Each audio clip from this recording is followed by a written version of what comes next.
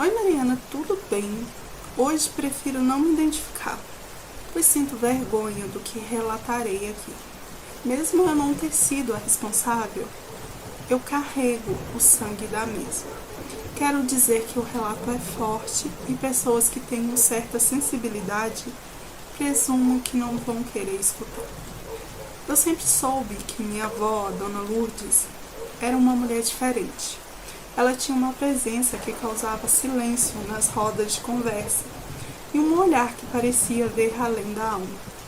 Cresci ouvindo histórias abafadas sobre ela, cochicho entre vizinhas, olhares atravessados dos mais velhos, mas ninguém tinha coragem de falar abertamente.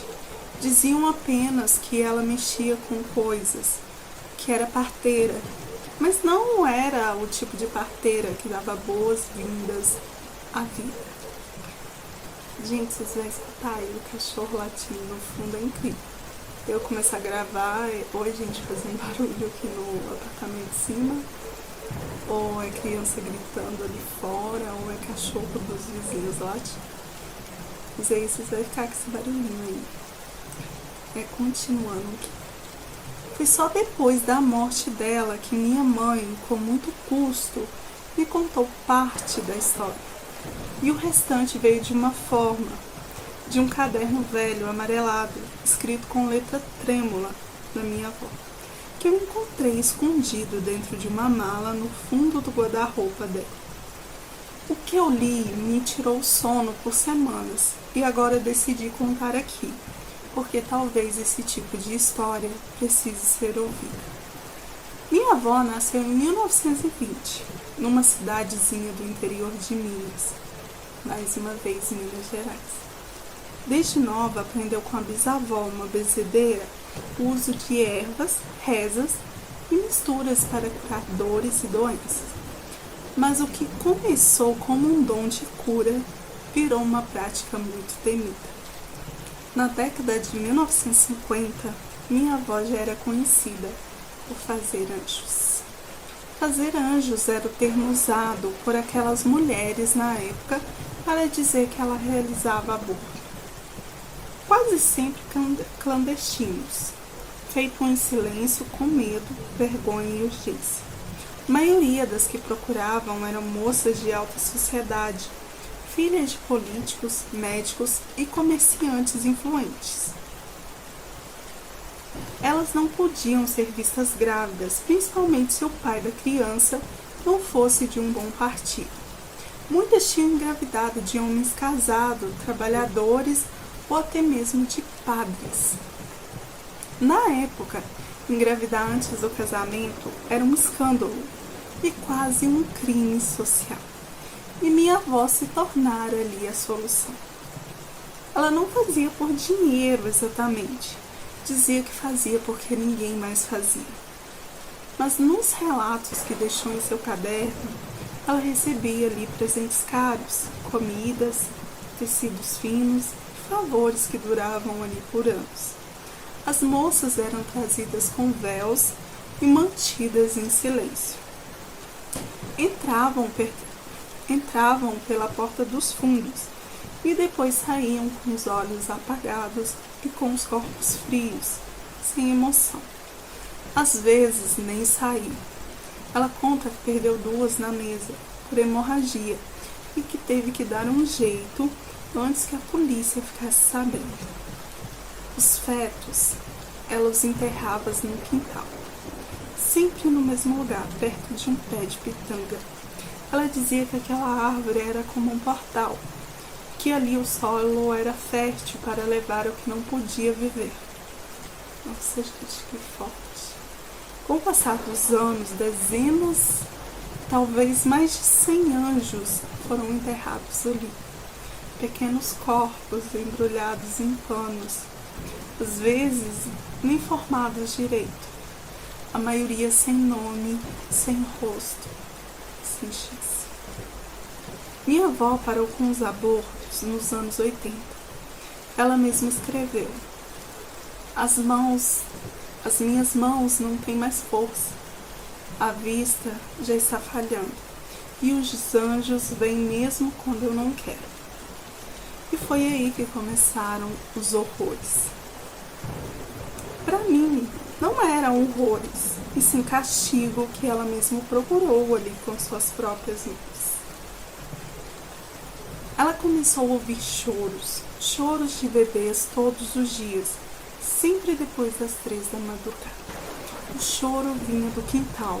No início ela achava que era coisa da cabeça. Depois os sons começaram a aumentar. Era como se fossem vários ao mesmo tempo. Não choros comuns, mas lamentos. Um gemido triste misturado com raiva, com uma dor que parece atravessar o osso. Ela dizia que sentia o cheiro de leite azedo, de sangue e terra molhada. Mas quando não chovia, começou a sonhar com as moças que ela atendeu. Algumas vinham com os ventres abertos, segurando os filhos mortos.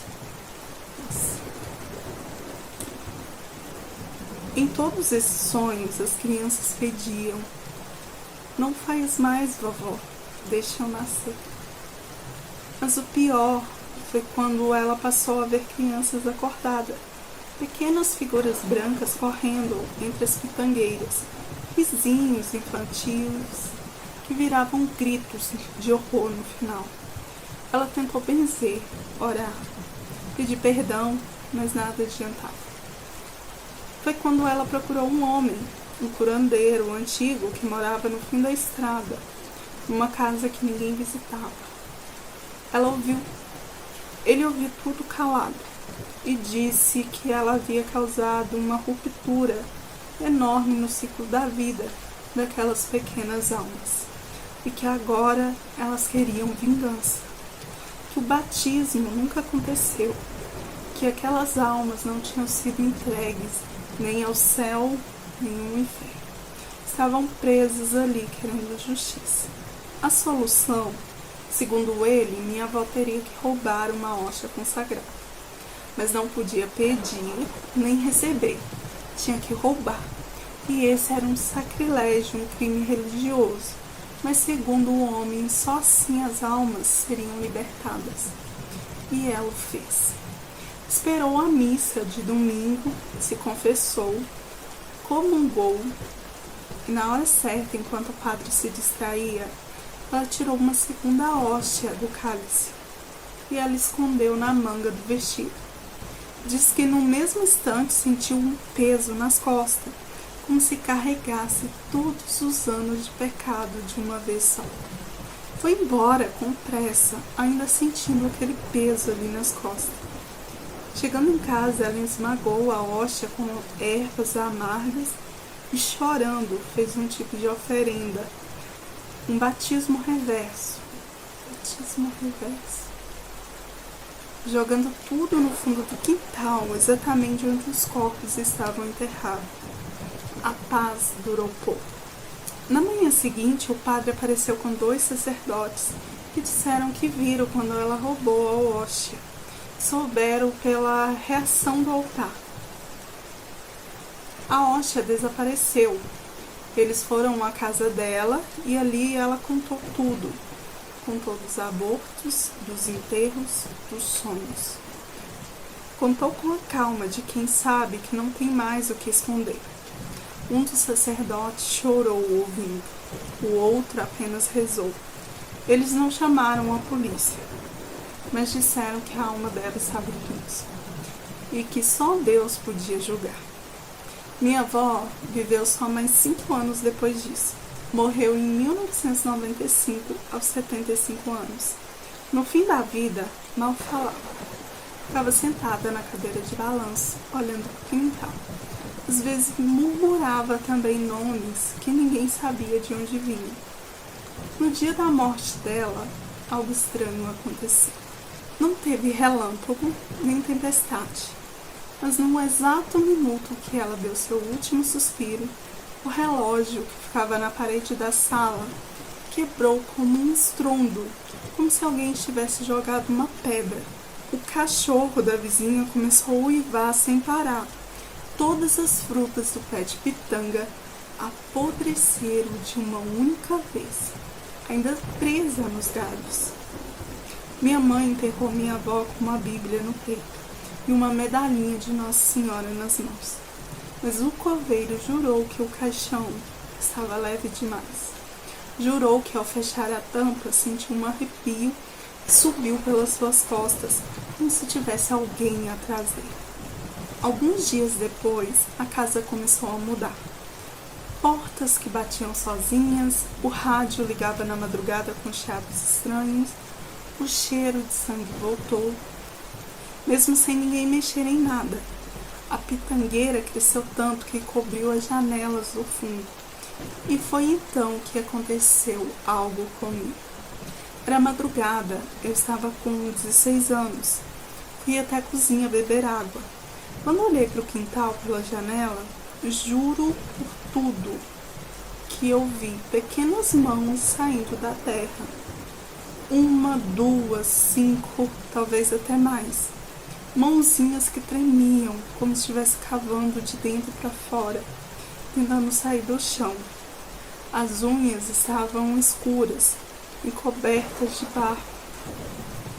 Atrás delas, uma mulher magra, de vestido antigo, cabelos grudados no rosto. Me olhava como se me conhecesse. Mas eu não conhecia aquela mulher, ou talvez conhecesse. Era o mesmo olhar da minha avó. Acredito que de alguma forma ela também está presa lá no quintal. Hoje o quintal da casa é um terreno abandonado, mas ninguém tem coragem de mexer lá. O pé de pitanga continua lá, firme e florescendo a cada ano, mesmo sem cuidados. E desde então nunca mais voltamos naquela casa também. Abandonamos tudo, pois ninguém quis comprar o terreno. O comprador mais próximo construiu muros ao redor, mas até hoje nenhuma árvore cresce ali. Nem capim, só pitangueira, sempre é. Tem gente que jura ouvir choros à noite, vindo do quintal abandonado. Gente que diz que viu uma mulher parada entre as folhas da pitangueira, balançando um bercinho visível com os braços. Talvez minha avó tenha conseguido perdão, pois já faz muito tempo. Ou talvez não.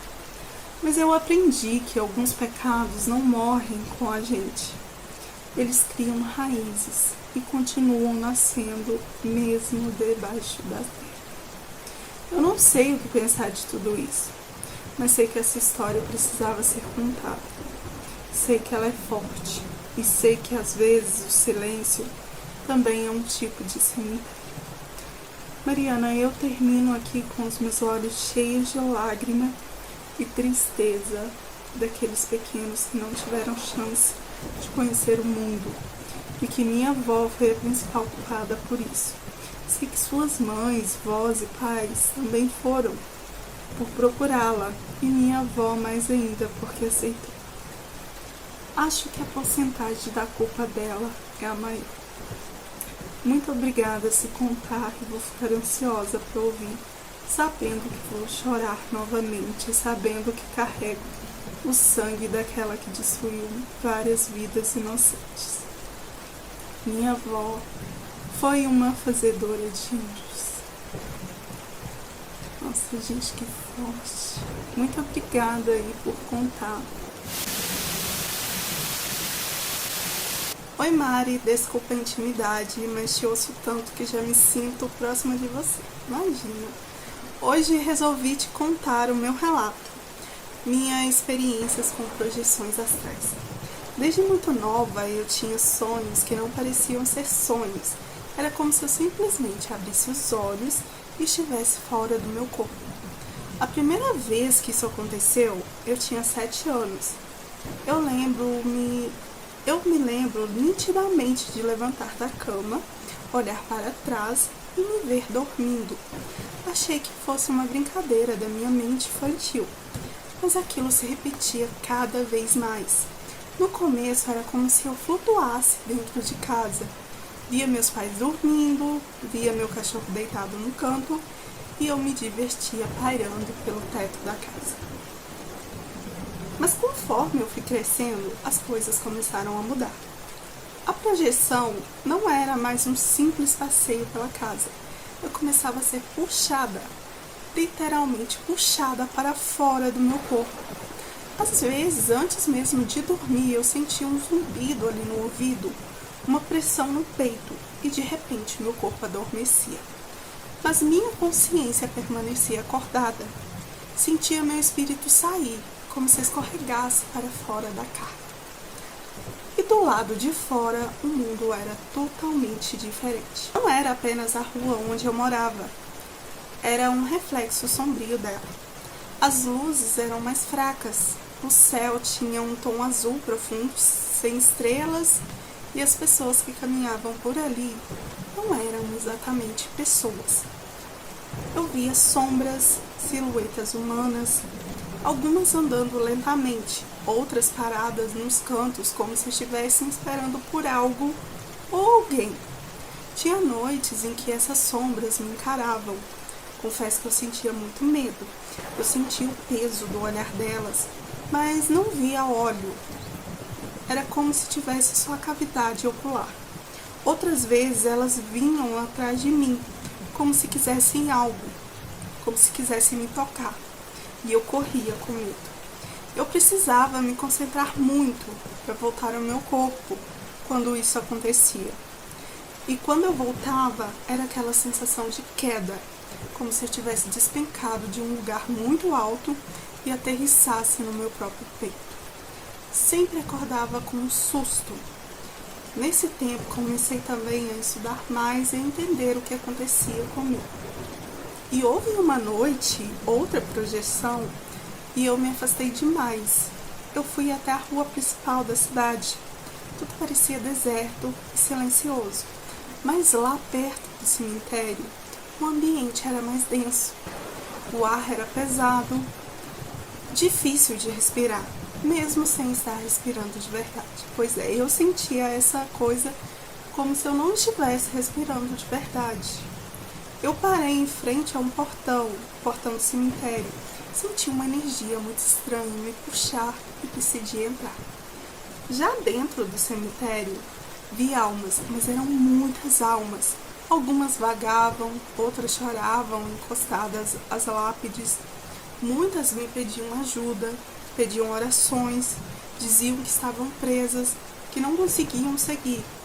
Umas sussurravam, outras gritavam, era um coro de lamentos. Tentavam me tocar. Vi também formas que não eram humanas, criaturas pequenas de pele escura e vermelhas.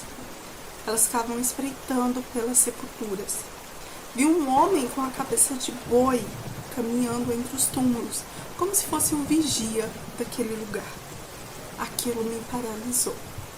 Nesse dia, uma daquelas entidades me viu. Não sei o que era, mas parecia um cão gigante com patas humanas e a boca se abria de lado. Ele correu na minha direção e saltou sobre mim. Será que era um lobisomem? Eu tentei fugir, mas senti uma dor enorme no meu braço esquerdo. Quando consegui voltar ao meu corpo, num tranco tão forte que cheguei a cair da cama.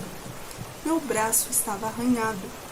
3 marcas vermelhas profundas, como se unhas tivessem passado ali. Levei dias para elas desaparecerem. Fui ao médico e eles ainda xingaram a minha mãe, dizendo que foi a minha mãe que foi descuidada e que aquilo parecia mais marcas de facas. Queriam até chamar assistência social.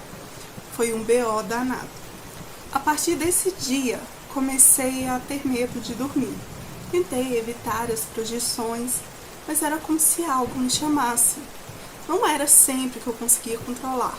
Às vezes a sensação vinha de repente, uma pressão na cabeça, a paralisia e o zunido. E eu já sabia que seria puxada novamente para fora do meu corpo. Comecei a anotar tudo o que via, como uma tentativa de entender mais o outro lado. E nesses registros percebi padrões. Havia lugares que eu sempre voltava. Uma rua sem fim, cheia de postes queimados. Um beco onde um homem sem rosto ficava de pé. Ele ficava me observando. Uma casa abandonada, com paredes que pareciam respirar, pareciam ser feitas de carne humana. Em alguns desses lugares, via pessoas meio humanas, meio animais. Vi um homem com patas de cavalo, uma mulher com olhos de coruja e uma criança com presas afiadas. E em todos esses lugares uma coisa era constante, uma solidão e um silêncio pesado. A sensação de que aquele mundo existia à parte, mas ao mesmo tempo era como se ele fosse sobreposto ao nosso mundo. Uma das experiências mais assustadoras aconteceu quando eu tentei ajudar uma daquelas almas no cemitério. Uma mulher que chorava muito e pediu para encontrar o filho dela. Ela disse que morreu esperando por ele. Eu prometi que tentaria. Um conselho: nunca prometa nada do outro lado. Voltei lá dias depois e a encontrei no mesmo lugar. Quando disse que não conseguia encontrar ninguém, ela gritou de um jeito tão alto, parece que rachou algo ou explodiu algo dentro da minha cabeça. E eu acordei e o meu nariz estava sangrando. Depois disso, comecei a sonhar com aquela mulher durante o dia. Era como se ela estivesse grudada em mim de alguma forma. Fui atrás de ajuda e conheci uma mulher que entendia mais sobre projeção astral e disse que eu tinha o dom natural e que era uma viajante entre mundos, mas que eu estava me expondo demais e que meu campo estava se enfraquecendo. Ela me ensinou a criar uma espécie de escudo mental antes de dormir, visualizando uma luz ao redor do meu corpo, como se isso fosse uma espécie de proteção. Isso me ajudou um pouco, mas não parou totalmente.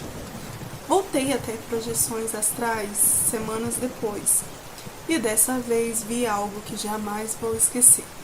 Passei por uma estrada deserta e vi ao longe uma construção enorme, como uma catedral torta. Chegando mais perto, percebi que ela era toda feita de ossos. Seres de todos os tipos iam até lá, como se fosse um lugar sagrado.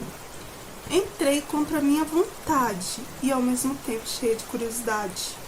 Lá dentro vi um trono cheio de crânios e nele uma figura envolta em mantos negros. Não tinha rosto, mas eu sabia que aquilo era algo antigo, velho demais e muito poderoso.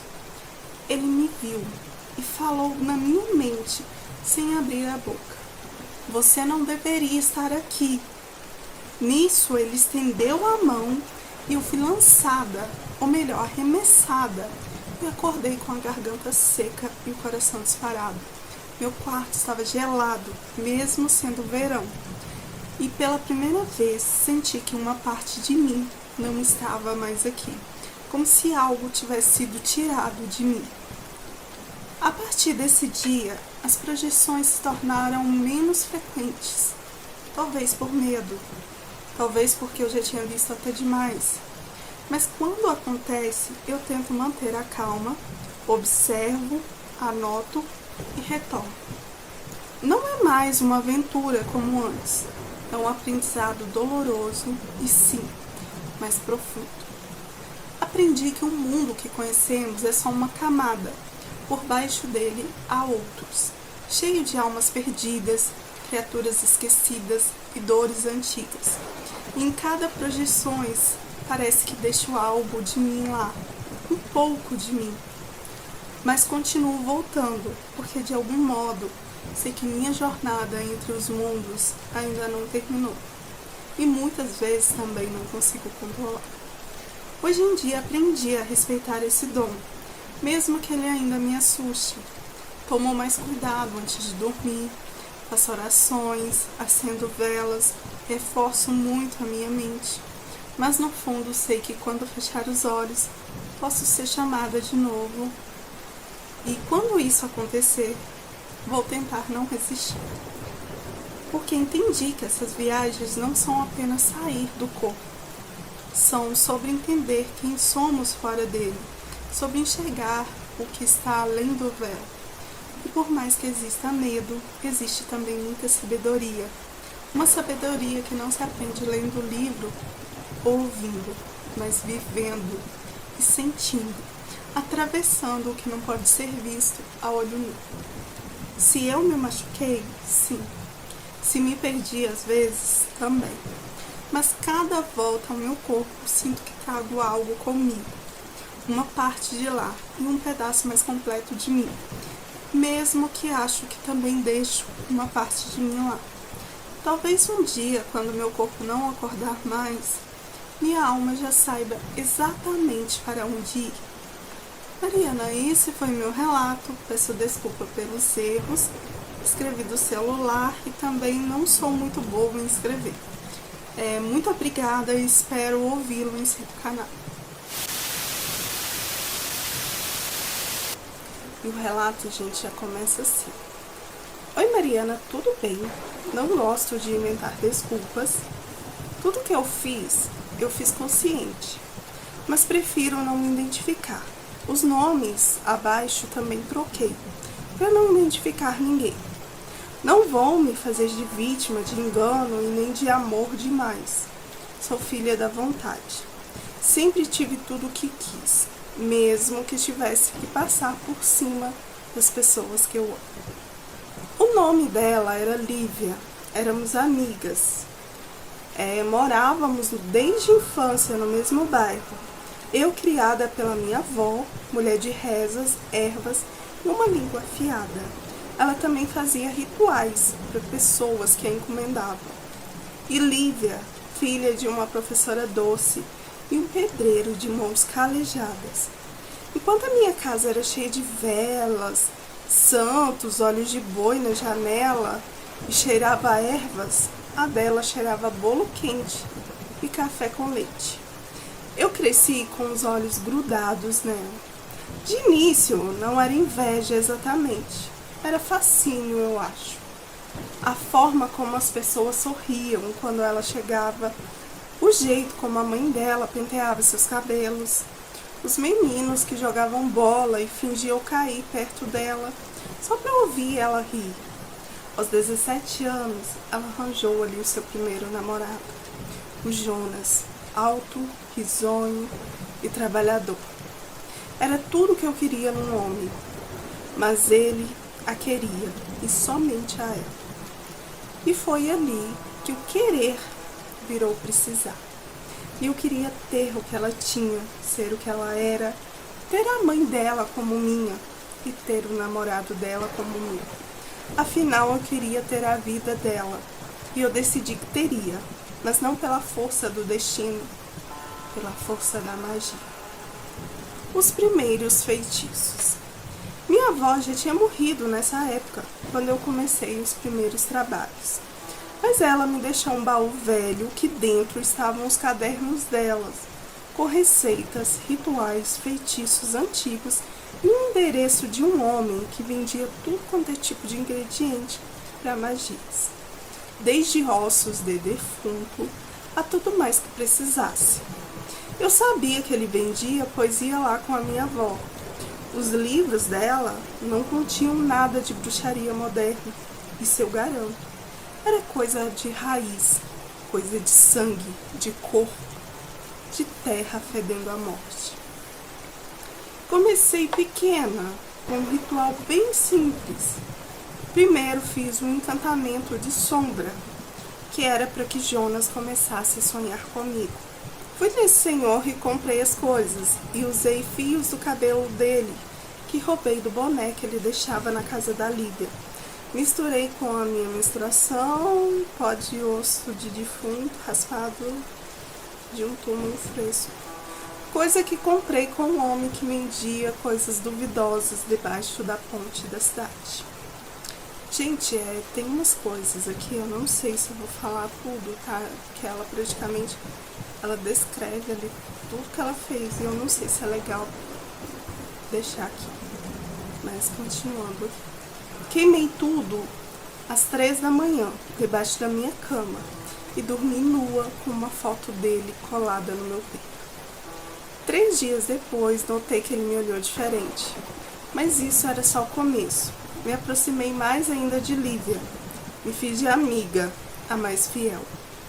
Aparecia com bolo, com ajuda, com palavras doces, sempre no dia certo e na hora certa.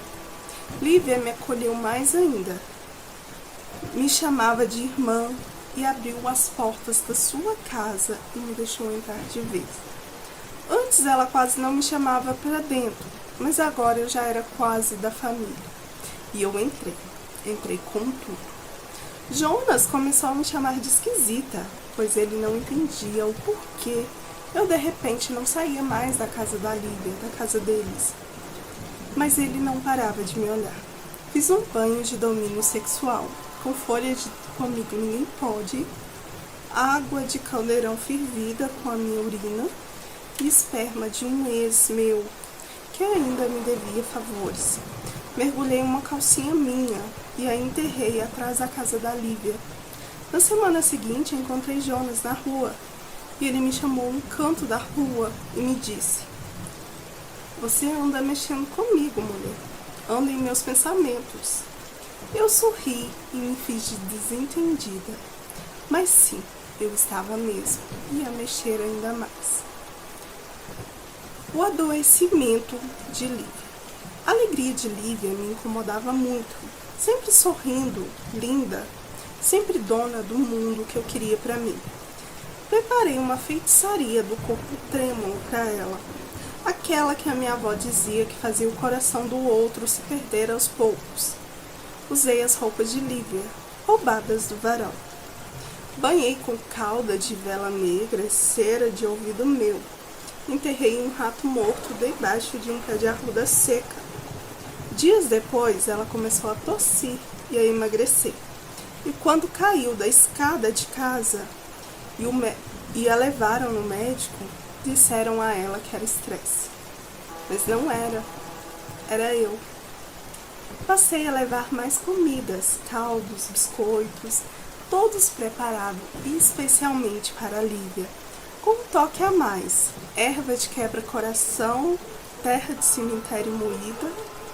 Ela definhava e eu crescendo na casa dela. Esqueci de falar que nessa época ela e Jonas já moravam juntos, ainda não tinham casado, só se juntado, e eu vivia lá, cuidando dela e cuidando do Jonas. Fazia de tudo e à noite fazia as magias. Fiz uma amarração definitiva com oferenda para Jonas. Língua de gato preta costurada com linha de sangue. E enterrei a aliança que Jonas usava, que roubei e substituí por uma cópia, para ele não desconfiar. Eu tinha que tê-lo de alguma forma. Quero lembrar aqui que não cheguei a fazer mal nenhum a nenhum animal. Tudo que usei para fazer os rituais, eu pegava já com aquele homem. Ele parou de dormir com Lívia, dizendo que ele precisava se recuperar. Teve um dia que ele disse que passou a sonhar comigo. Sonhos picantes, eróticos, se é que vocês me entendem. E enquanto começávamos a flertar, Lívia começou a perder os cabelos. Primeiro era tufos aqui, tufos ali. Depois vinham os montes, nos travesseiros, nas roupas. Caía até mesmo no prato de comida que fazia para ela com todo o meu amor. Ela chorava sem saber o porquê, tinha pesadelos, gritos na madrugada. Dizia que ouvia uma mulher cantar do lado de fora da janela, mesmo sem ninguém por perto.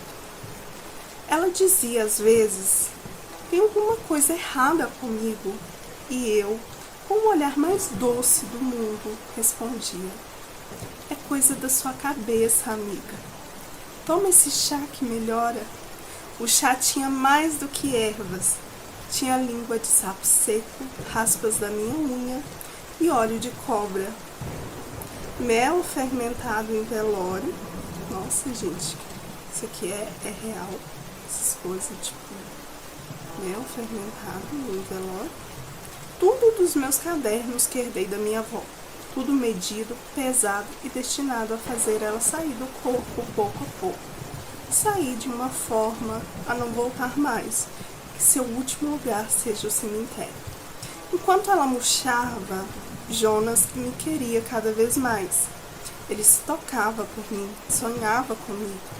Ele ligava bêbado, dizendo que estava pensando em mim, mesmo quando eu estava deitado com ela. Ele dizia que sentia culpa, mas que não conseguia evitar. Mas eu sabia que não era culpa dele, era minha magia. Eu queria muito mais, então fiz o ritual mais perigoso. Fiz o ritual de domínio noturno, aquele que a minha avó dizia ser proibido. Pois Jonas, mesmo sentindo atração por mim, a gente já tendo ali um caso, ele ainda dizia se sentir culpado por deixar Lívia. Então eu fiz esse ritual. Enterrei um boneco feito com os cabelos dela e o esperma dele, que eu peguei de uma camisinha que ele deixou no banheiro do quarto em que eu dormia, quando estava lá. Amarrei com uma linha de pano de defunto e no alto da meia-noite invoquei o nome do Senhor do Ventre Seco, uma entidade que cobra conjuros e sofrimento. O resultado veio. Jonas passou a rejeitá-la e Lívia, já fraca, se sentia ainda mais um lixo. Mas o que eu queria ainda não era suficiente. E dias depois, para piorar, descobri que Lívia estava grávida. E Jonas começou a se render a ela novamente. Era como se tudo que eu fizesse teria caído ali por terra, por causa daquela criança. Tudo desmoronou dentro de mim. Como assim ela ia ter um filho com ele, depois de tudo que eu fiz? Como assim a barriga dela crescia cheia de luz, de força e de esperança? Ela deveria estar murchando, não florescendo. Fui até o quarto dela, roubei uma calcinha dela, uma parte de um absorvente que ela usava para conter pequenos escapes da gestação. Era sangue, sangue vivo. E esses escapes era devido ali aos chás que eu fazia para ela abortar, o que não adiantava muito. Então usei tudo isso que eu peguei em um ritual mais sujo ainda, que se chamava o feitiço da mãe vazia. Precisei do sangue dela, como já havia pegado, do cabelo e de ossos de um feto de rato que comprei com aquele senhor, e o útero de uma cadela que foi atropelada. Nossa, gente, que pesado. Tudo misturado com vela preta e ungido em sangue de galinha preta. O trabalho foi feito às 3 da manhã, sob o luar. Eu conjurei com força e ofereci o bebê de Lívia ao Senhor do Ventre Seco. 3 dias depois, Lívia teve um sangramento. Ela chorava de dor, culpa e sem entender. Eu estava do lado dela, segurando a mão dela, e sussurrava que tudo ficaria bem, que tudo iria passar. Não me ofereci para levá-la no hospital. Esperei o mais tardar possível, pois aí teria certeza que o bebê já teria saído. Mas por dentro, mesmo eu me fazendo de triste, eu sorria. O bebê dela já tinha ido para o mesmo buraco que a minha humanidade. Foi nesse tempo que a dona Eni, a mãe de Lívia, começou a me olhar um pouco diferente. Ela era da velha guarda, não rezava para a imagem de santo, mas tinha um altar no fundo do seu quintal. Nunca dizia nada, mas deixava defumação na casa e derramava sal na entrada, quando achava que ninguém via. Ela, eu acho que sabia, eu sentia que ela sabia o que eu fazia.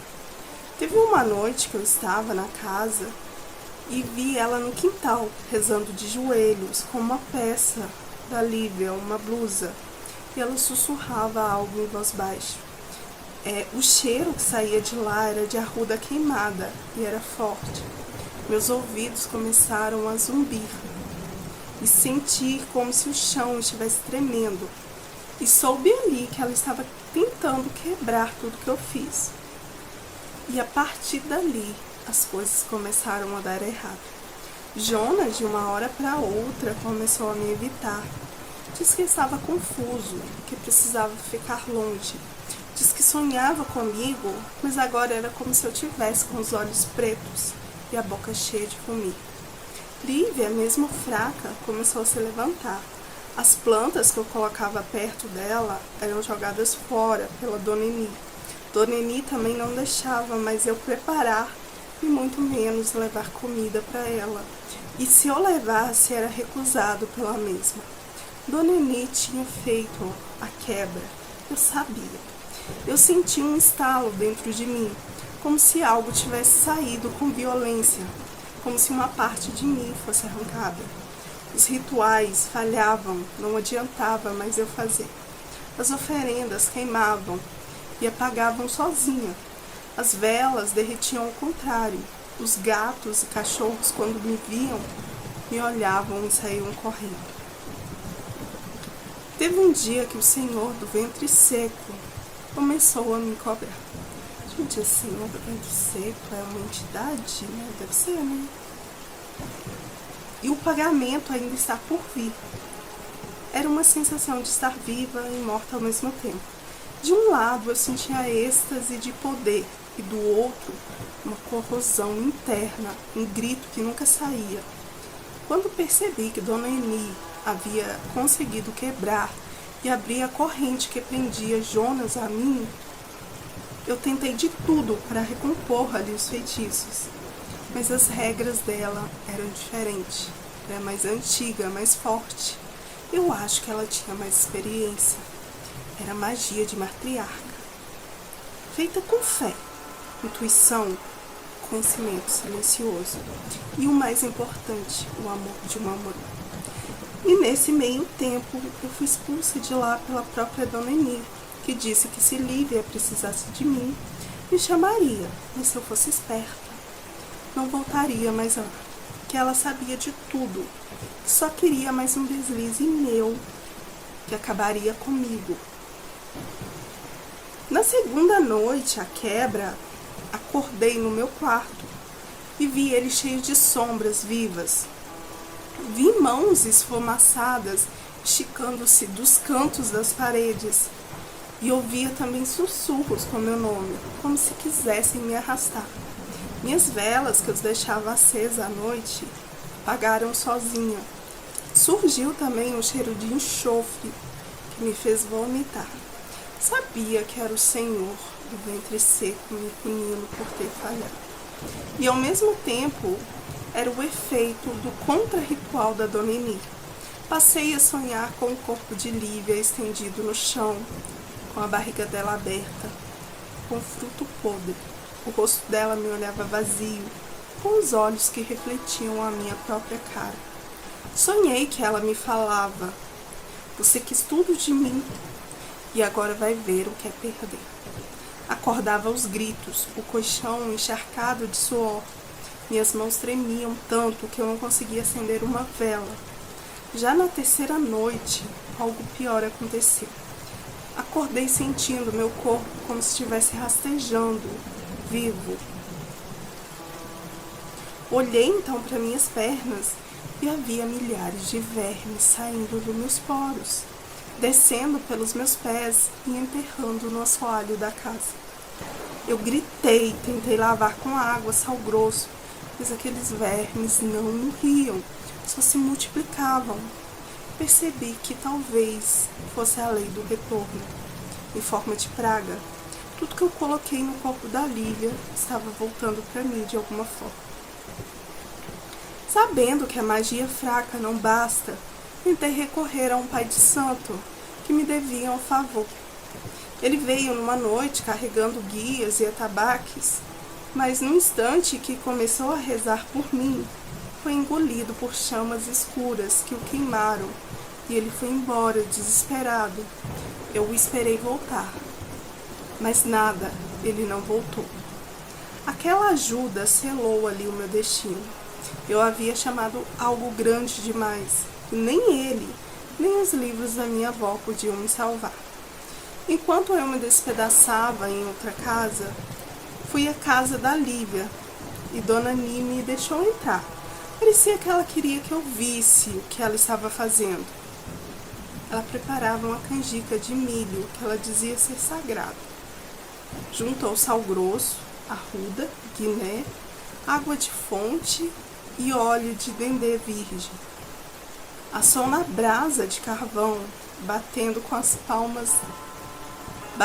as mãos limpas, rezando para orixás e santos de luz.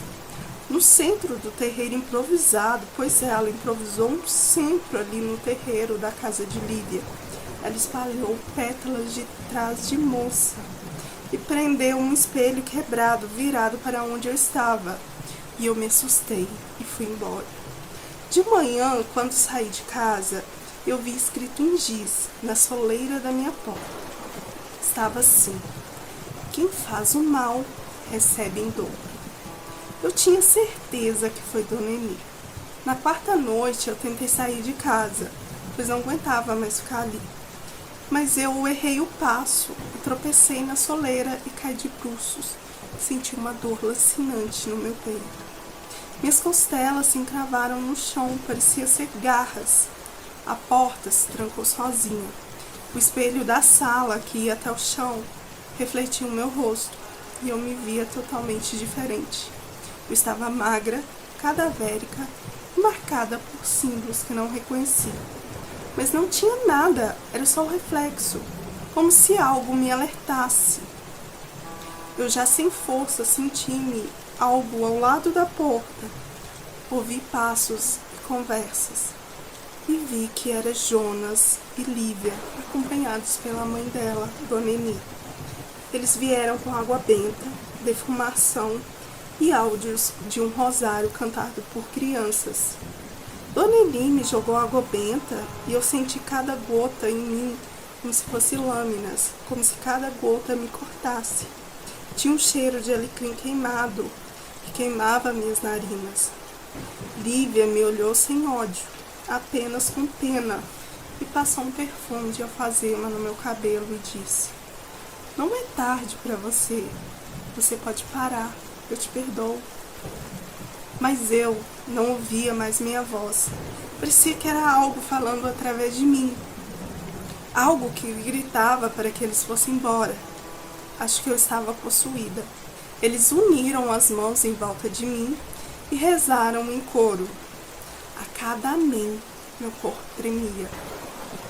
A cada quebra de feitiço, era como se estilhaços de vidros se quebrassem dentro da minha cabeça.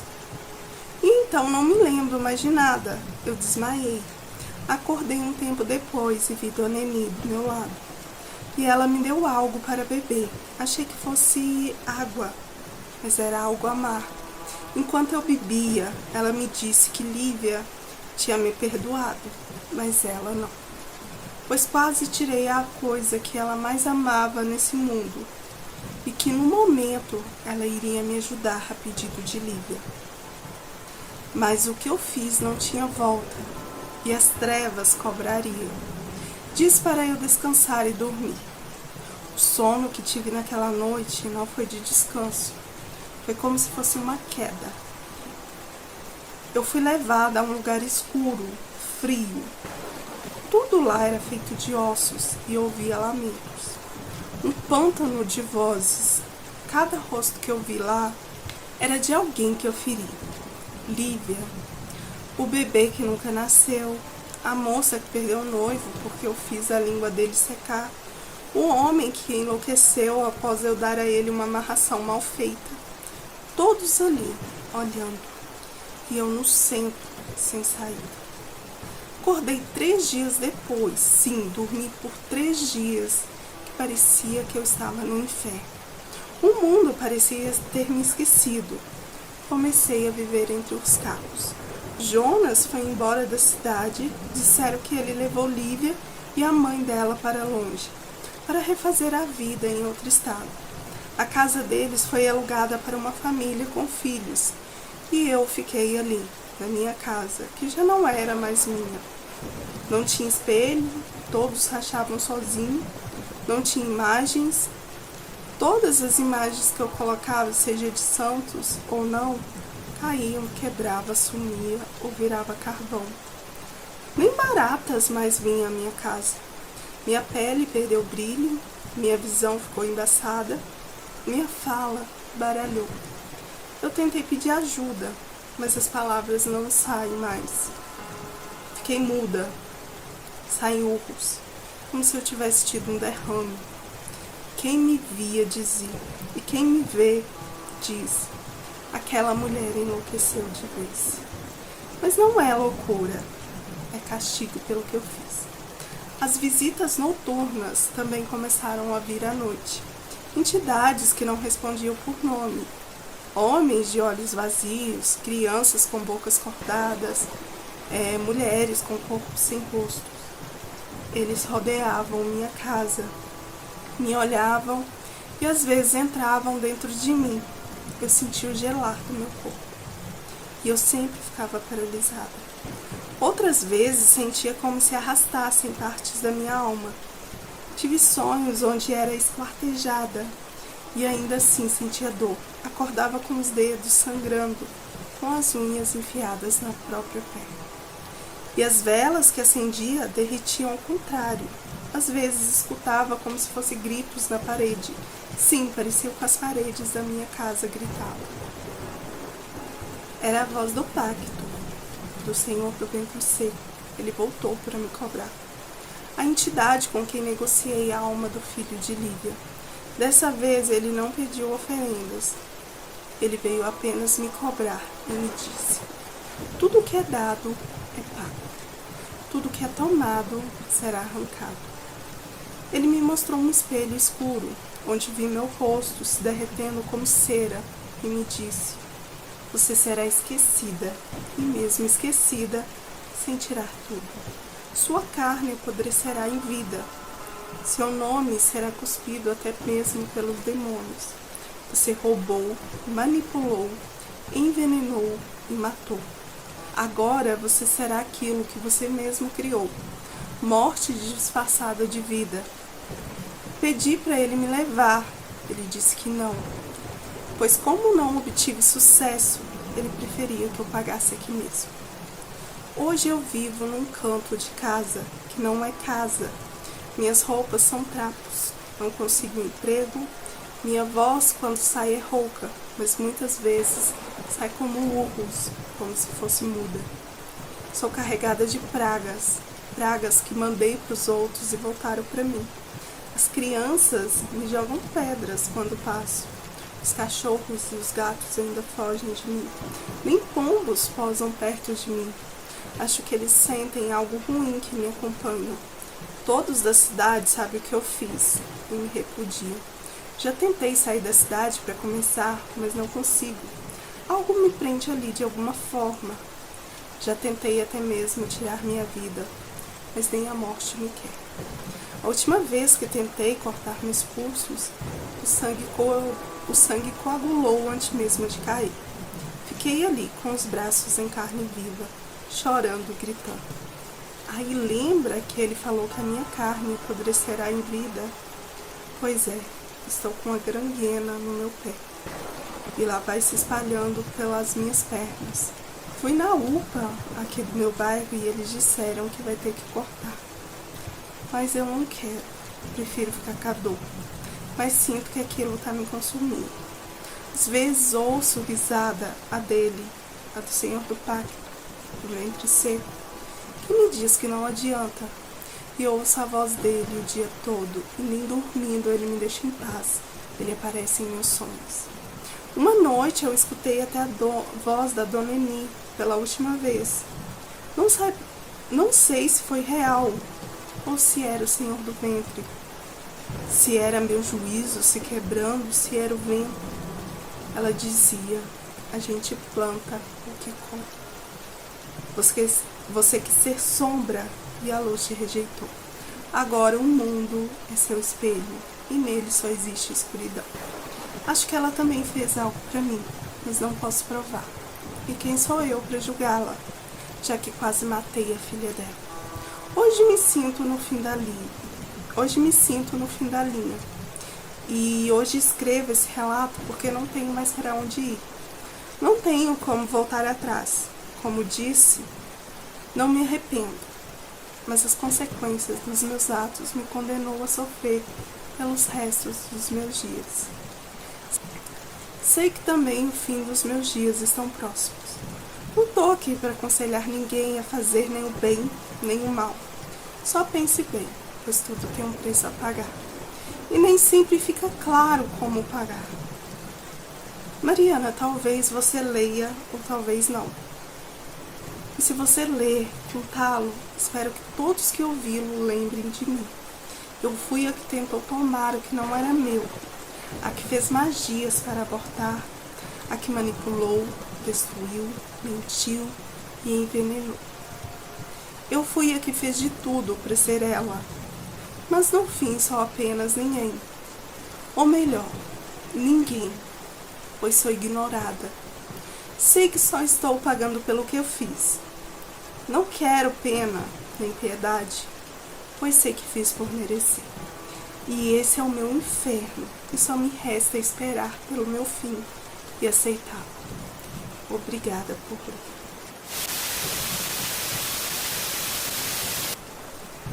Oi, eu sou a namorada de um homem que desde que eu conheci me conta coisas que confesso que no começo achei que era exagero. Mas com o tempo eu percebi que ele realmente vive e vê algo que eu mesma não consigo explicar. Ele acredita, e eu também passei a acreditar, que ele é médium. Não é aquele tipo de pessoa que gosta disso, que quer chamar a atenção ou faz questão de falar sobre o que vê. Mas ele simplesmente vê e sente e ouve. E como se estivesse vivendo em dois mundos ao mesmo tempo. Desde criança ele é assim. Só que naquela época as pessoas diziam que era imaginação. Depois diziam que era algum tipo de problema psicológico, que ele precisava de tratamento. E até tentavam, mas nunca ajudou.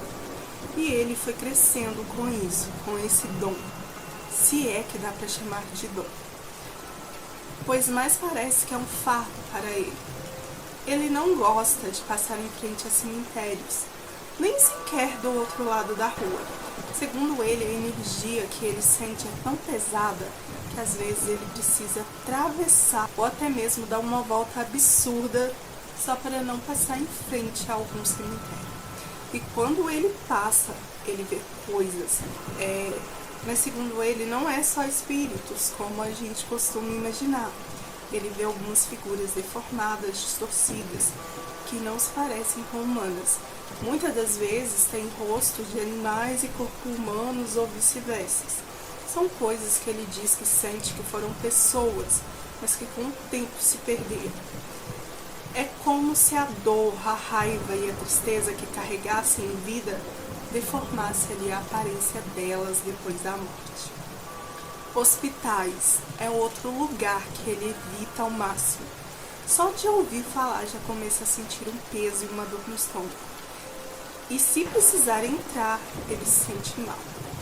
Diz que a energia de sofrimento, de perda, de luta pela vida é algo insuportável. E é claro, ele também vê.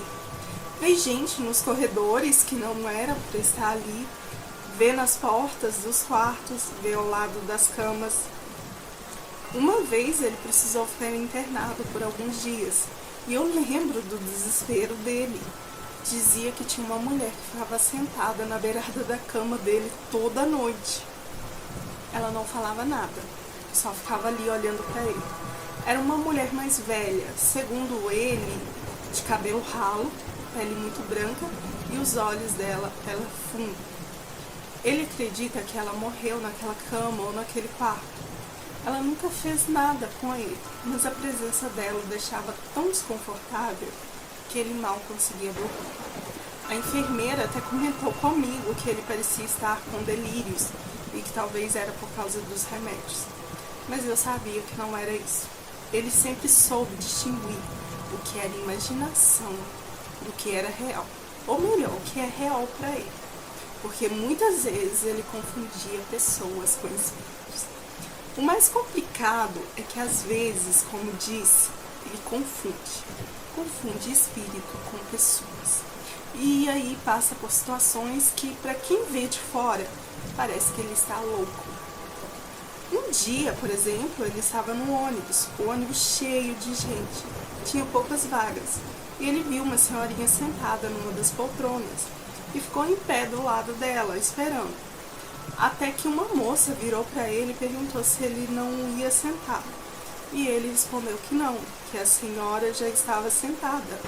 A moça olhou para ele estranho, mas passou e achou que ele talvez estava querendo guardar um lugar para alguém. Aí ela mesmo assim passou por ele e foi se sentar. Quando ela virou para colocar a bolsa no outro banco e se sentar, ele deu um grito com ela. Moça, você vai sentar em cima da senhora. Mas não tinha ninguém. A moça se assustou e todo mundo no ônibus olhou para ele e ele ficou super envergonhado. Porque quando ele olhou para o banco, a senhora tinha desaparecido. E é assim, ele vê com tanta nitidez que parece mesmo alguém vivo. Tem hora que ele diz que o espírito olha de volta e faz um gesto. Pisca, acena, e para ele é muito real. Como disse, ele nunca gostou disso. Nunca foi algo que ele quis para ele. E já pensou sim em tentar fechar isso, que ele acredita ser uma espécie de canal, tentar se livrar. Mas no fundo ele sente que é algo que ele tem, talvez tenha um motivo. Só que o problema é que ele não consegue lidar. Já procurou ajuda, já foi em centros, igrejas e até mesmo em lugares alternativos, onde prometiam resolver tudo, e o que ele encontrou foi gente tentando tirar dinheiro, fingindo ajudar, golpistas mesmo. Elas claramente não sabiam lidar com a sensibilidade dele. Ele já gastou muito com isso. E a cada decepção só faz ele querer se fechar mais e se livrar desse lado dele. Hoje em dia ele evita falar muito sobre. Tem medo de ser julgado, de ser ridicularizado, de ser visto como alguém que precisa de tratamento, tipo louco, quando tudo que ele precisa é de compreensão. Eu vejo o quanto ele sofre com isso, o quanto ele carrega esse peso, e ao mesmo tempo ele tenta viver uma vida normal. Mariana, e esse é um dos motivos que eu escrevo. Primeiro, para desabafar, porque eu mesmo tentando estar com ele, às vezes me sinto impotente. Mas também quero te pedir que se alguém do seu canal souber algum lugar sério, ou até mesmo você, com pessoas de boa índole, que saibam orientar uma pessoa assim, que não vá apenas querer explorar ou enganar, por favor, me indique. Ele não quer se curar nem se livrar disso. Ele só quer entender, aprender a conviver isso sem medo, sem confusão, sem carregar esse peso sozinho. Ele busca muito na internet, mas sabemos que coisas de internet às vezes não é confiável. Mariana, obrigada por contar e espero que através desse relato a gente possa receber um tipo de ajuda. E quem puder deixar nos comentários, eu agradeço. Um beijo para você e a todos do canal. Oi Mariana, me chamo Bruna e hoje decidi finalmente te enviar esse relato, porque eu não consigo guardar mais isso só pra mim. Ele é pesado, é tenso e confesso que ainda me assombra. Espero que você leia até o fim, porque essa história mudou completamente a visão da minha família e principalmente a que eu tinha da minha avó. Espero que você leia até o fim e se quiser contá-lo no canal, eu ficarei muito grata, porque essa história mudou completamente a visão que eu tinha da minha avó e me fez entender os comportamentos dela. Minha avó sempre foi uma mulher muito respeitada onde morava, uma senhora discreta, reservada, daquelas que todo mundo cumprimenta quando passa na rua, muito conhecida. Ela sempre teve uma arte séria, meio distante. Não era muito afetuosa, sabe? Mas fazia tudo pela família. Pelo menos era o que eu achava. Ela faleceu há cerca de 8 meses. E como eu era a única neta, mulher, acabei ficando com algumas coisas dela. Tipo, coisas simples. Lençóis, panelas antigas, bijuteria, colchas feitas à mão. praticamente tudo da casa. E no meio dessas coisas eu encontrei uma espécie de caixa que lembrava muito um baú. Era tipo um baú de madeira bem antigo, escondido no fundo do guarda-roupa dela. Estava bem empoeirado, coberto com vários panos velhos, como se fosse para ficar escondido mesmo. Eu abri esse baú e encontrei dezenas de caderninhos. Confesso já ter visto a minha avó lendo algum desses caderninhos antes de morrer, e ela ria quando lia. No começo achei que fossem diários ou receitas antigas, mas quando abri o primeiro percebi que aquilo era muito mais. Eram relatos da própria vida dela, registros de tudo que ela viveu, mas não apenas no sentido nostálgico. Eram confissões, segredos e atrocidades. Minha avó era praticante de magia. Detalhe, ninguém da família nunca soube disso, inclusive eu. Fiquei sabendo nesse caderninho, como fiquei sabendo de várias outras coisas que confesso que me faz muito mal só de lembrar. As simpatias que tinham lá nesses cadernos não eram simples simpatias inocentes, aquelas que muita gente faz. Era coisa pesada, eu acho que era feitiços, era bruxaria mesmo. Trabalhos de amarração, destruição, abortos, envenenamentos, coisas que até hoje me dão náuseas só de lembrar. Como disse, me faz muito mal. Ela dizia nos cadernos que começou muito nova, que tinha uma vizinha, segundo ela, uma mulher feiticeira de nome... Não sei se o nome está trocado, porque no início estava. Vou chamar aqui ela de Maria. Segundo ela, uma mulher feiticeira de nome Maria, que ensinou os primeiros rituais a ela, e a minha avó aprendeu bem rapidinho e pegou gosto pela coisa. Se aprofundou mais ainda. Ela ajudava as moças na época a interromper gravidezes, escrevia isso como se estivesse anotando uma receita de chá. Detalhava os ingredientes, os horários, os procedimentos, usava plantas venenosas, instrumentos feitos em casa. Ela mesma confessou ter feito isso com os próprios filhos. Abortou mais de uma vez e dizia que não se arrependia. Sentia prazer quando alguma moça procurava grávida e a moça também não sobrevivia. No diário ela dizia: já que quis tirar a vida do filho, nada mais justo que junto. Acho que ela sentia prazer em ver a morte. Mas o pior ainda estava por vir. O nome do meu avô aparece diversas vezes nesses caderninhos. E foi aí que tudo desmoronou dentro de mim. Segundo ela, meu avô era casado quando os dois se conheceram e ela se apaixonou por ele. Mas ele não dava atenção para ela. Disse que ele pertencia a outra, que ele a amava muito. Mas a minha avó não aceitava isso, queria ele a todo custo. Então fez uma espécie de amarração, trabalho forte com sangue, envolvia ossos de defunto e oferendas encruzilhadas. Mas mesmo assim, ele permaneceu com a esposa. Então ela decidiu acabar com a esposa dele, pois, segundo ela, esse seria um motivo para que o coração dele fosse aberto para ela. Ela foi muito fria ao relatar o ritual que fez para a esposa do meu avô, ou seja, a primeira esposa dele. Ela fez um ritual de doença, um feitiço de apodrecimento. Ela descreveu como a mulher foi adoecendo e morrendo lentamente. Disse que assistiu tudo de perto e que sentia muita satisfação. Quando a mulher morreu, ela fez outro ritual. Esse, segundo ela, para abrir ali o coração do meu avô e poder ficar junto com ele. E pouco tempo depois, eles estavam juntos.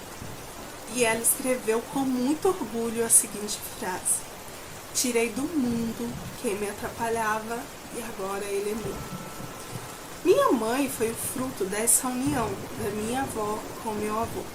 E pasme, Mariana, a minha avó tentou impedir o nascimento da própria neta, euzinha aqui. Ela não queria que eu nascesse. Quando minha mãe engravidou de mim, minha avó ficou furiosa, pois ela sempre detestou meu pai. Achava ele um nada, um desonrado, pobre. E nos cadernos ela escreveu com detalhes que tentou me matar ainda no ventre da minha mãe. Deu chás à minha mãe, chás abortivos, disfarçados de infusões para minha mãe. Colocou pó em comidas, fez rituais para o feto não se desenvolver. Minha mãe passou muito mal durante toda a gravidez. Chegou a sangrar por dias e foi parar no hospital. Ela quase morreu. Os médicos diziam que ela podia até perder o bebê. Mas contra tudo e contra todos, eu nasci. E a minha mãe sobreviveu. E ela ainda escreveu a frase: infelizmente veio. Uma falha no destino que eu não consegui controlar. E sei que essa frase é a respeito do meu nascimento. Mas ela não desistiu. Depois que meus pais se casaram, ela passou a fazer trabalhos para destruir meu pai. Servia comidas batizadas, fazia simpatias para o casamento se desfazer. Escreveu que a menina tinha que crescer sem pai para não repetir o erro da mãe. Ou seja, eu tinha que crescer sem meu pai. Meu pai sempre foi um homem muito calmo, segundo a minha mãe. Só que depois que eles casaram, ele ficou agressivo, começou a beber, saiu do emprego. Minha mãe sustentava a casa como podia. Era como se ele tivesse virado outra pessoa. E tudo isso era manipulado pelas mãos da sogra, a minha avó. E tem mais, Mariana. Nos cadernos, minha avó falava sobre rituais de morte. Fez pelo menos 3, pelo menos até agora nos cadernos que eu consegui ler, pois tem muito mais. Um deles, segundo ela, foi para tirar um vizinho que sabia demais. E o outro é mais vago, mas ela descreve como sacrifício necessário para preservar o próprio poder. Ela fala em pactos, em troca de vida por favores espirituais. Todos aqueles bebezinhos que ela ajudava a abortar, ou as pessoas que ela chegou a matar, ela oferecia ao próprio diabo em troca de favores. Só que depois que ela morreu, pelo menos para o meu pai, foi um alívio. Ele mudou, largou a bebida do nada, voltou a ser carinhoso com a minha mãe, voltou a trabalhar, a casa ficou mais leve, ele voltou a ser como antes e principalmente a ser um pai carinhoso e presente, que ele não era antes.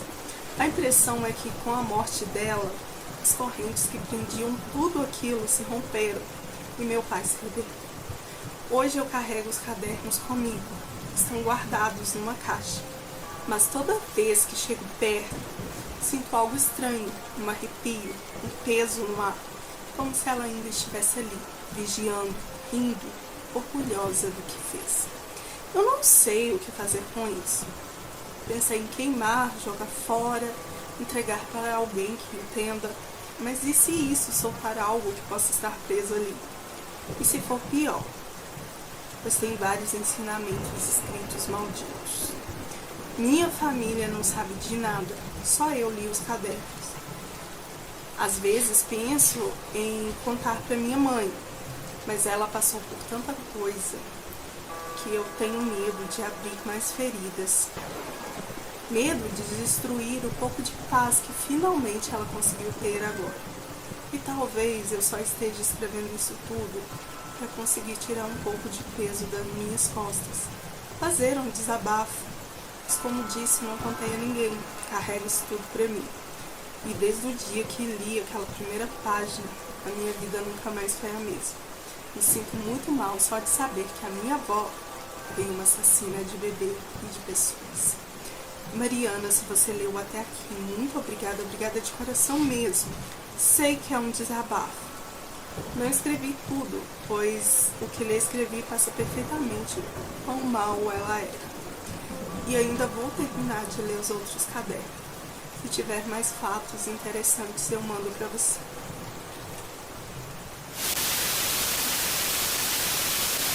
Olá, Mariana. Essa história foi contada para mim quando eu ainda era criança.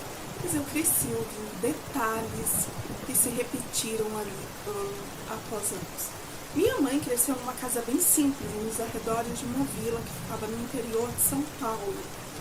O avô dela, meu bisavô, era um homem quieto, daqueles que guardavam muito segredo. Ele passava as tardes sentado numa cadeira de balança, no alpendre que ficava ali na casa, de onde via ali o tempo passar. Às vezes até chamava minha mãe para conversar, mas não era histórias de niná, histórias próprias ali para criança, já que a minha mãe era criança na época. Ele sempre avisava que o que contava era coisas de terror, coisas horripilantes. Dizia que um dia eles viriam buscá-lo. Repetia isso com uma certeza inquietante. Um dia ele vem atrás de mim, menina. Na infância, a minha mãe não dava muita importância. Achava que era coisa de velho assustando criancinha. Mas com o passar dos anos, ela começou a entender que não era simplesmente brincadeiras. Ela cansou de ver ele rezando baixinho no quintal, às vezes até de madrugada, ajoelhado com uma Bíblia na mão e um crucifixo que ele nunca tirava do pescoço, dizendo ser um presente que ganhou da sua mãe para proteção. Às vezes ele chorava também baixinho, nunca explicava o motivo, só dizia que carregava coisas do passado que ninguém precisava saber. Quando a minha mãe fez 10 anos, o avô começou a dizer que tinha sido um homem muito mau. Nunca entrava em detalhes, só falava. Eu fui muito ruim mesmo, e agora eu espero para pagar o preço. Ninguém sabia do que ele estava realmente falando. A esposa dele, a minha bisavó, já havia falecido, e a única resposta que a minha mãe conseguiu dela quando perguntou, quando ela ainda era viva, foi que é melhor não perguntar muito. O seu avô tem histórias que é melhor deixar quietas. Um dia, já bem debilitado, o avô desapareceu. A porta da casa estava aberta. Ninguém viu para onde ele foi, ele estava sozinho nesse dia. As janelas estavam todas trancadas, só a porta da sala aberta. A polícia achou que ele devia ter ido visitar algum parente ou conhecido por ali perto e esqueceu a porta aberta. Mas conforme as horas foram passando, ele não voltou. E o desespero começou a tomar conta ali da família. Começaram a procurar por todo o canto. Foi quando perceberam que o facão antigo dele, que ficava guardado no porão, tinha sumido também. Ele sempre dizia, brincando, se ele vier, eu vou estar com o facão esperando. Ninguém sabia quem que era esse que viria buscá-lo. Ele só falava isso. Na época, todos riam dessas palavras, mas naquele dia ninguém achou graça. Organizaram então uma busca na mata próxima ali da casa. Alguns foram de moto, outros a pé, armados ali com lanternas e armas. Minha mãe não pôde ir, pois era menor de idade, era criança, como falei. Mas depois ela escutou tudo o que aconteceu. Já quase amanhecendo, um dos vizinhos voltou correndo e disse que havia um encontrado, caído perto de uma estrada abandonada que ficava no meio da mata. Ele estava bem fraco, estava desacordado, coberto com a lama, e o facão ainda estava entre uma de suas mãos. Tinha uma marca estranha no braço, parecendo uma queimadura, só que com o formato de uma mão, com dedos. Mas os dedos eram enormes, humanoides. Não tinha como ser uma marca de uma mão humana. Ninguém sabia como que uma mão iria queimar, né? Deixar a marca ali daquele jeito, como se fosse uma queimadura mesmo. Nenhum animal da região seria capaz de deixar aquilo, e não havia pegadas nem indícios de lutas no local. No hospital disseram que ele estava desidratado, muito machucado, mas estava estável. E quando ele acordou, ele disse que não se lembrava de nada, somente de uma coisa, do rato. Naquela manhã, antes dele sumir, ele disse que viu um rato dentro de casa. Disse que era um rato diferente. Lembrando que o meu avô, por morar sempre no interior, ele não tinha medo de bichos peçonhentos, cobras, ratos. baratas, essas coisas. Só que algo naquele bicho fez ele gelar ali o sangue. O bicho não se movia, só o encarava. E quanto mais ele olhava, mais raiva e medo ele sentia. Quando ele tentou matar o rato fugiu para um quartinho que ficava nos fundos da casa. E segundo meu avô, a atmosfera que já estava ruim ficou pior. E ele começou a ouvir passos pesados, como se fosse de gente mesmo, lá dentro deste quartinho. Mas não havia ninguém em casa a não ser ele. Ele também não conseguia ver nada da fresta da porta. Então ele abriu a porta e entrou ali no cômodo. Jurou que sentiu uma presença assim que ele entrou. E então ele viu o rato saindo correndo pela porta fora. E sem pensar, ele pegou o facão, foi atrás do rato ali.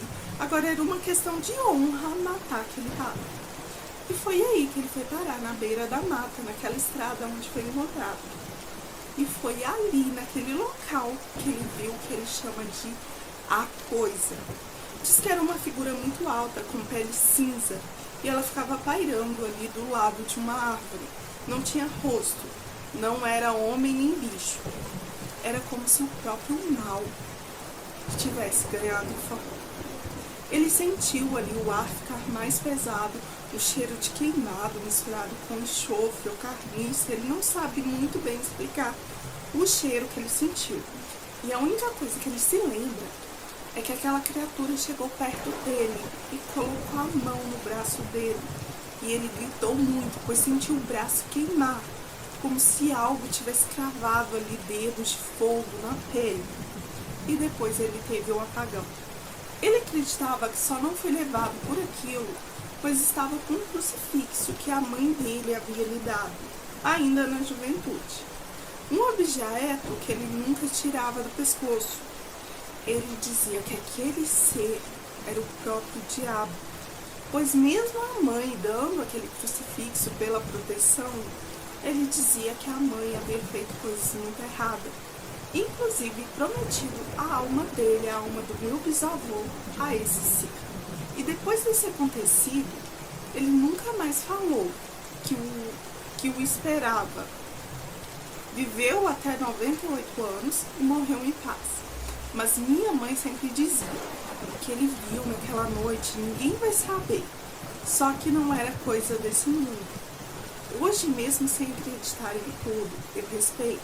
Fico pensando como que a minha tataravó, né, a mãe dele, teve coragem de prometer a alma do filho. Seja lá se for pro próprio diabo ou algo do tipo, né? Como que uma mãe faz isso? É bem difícil de acreditar. Afinal, tem coisas que não precisam muito de explicação, né? Só de silêncio e muita oração. Mariana, obrigada por ler o meu relato e um abraço para você e um beijo.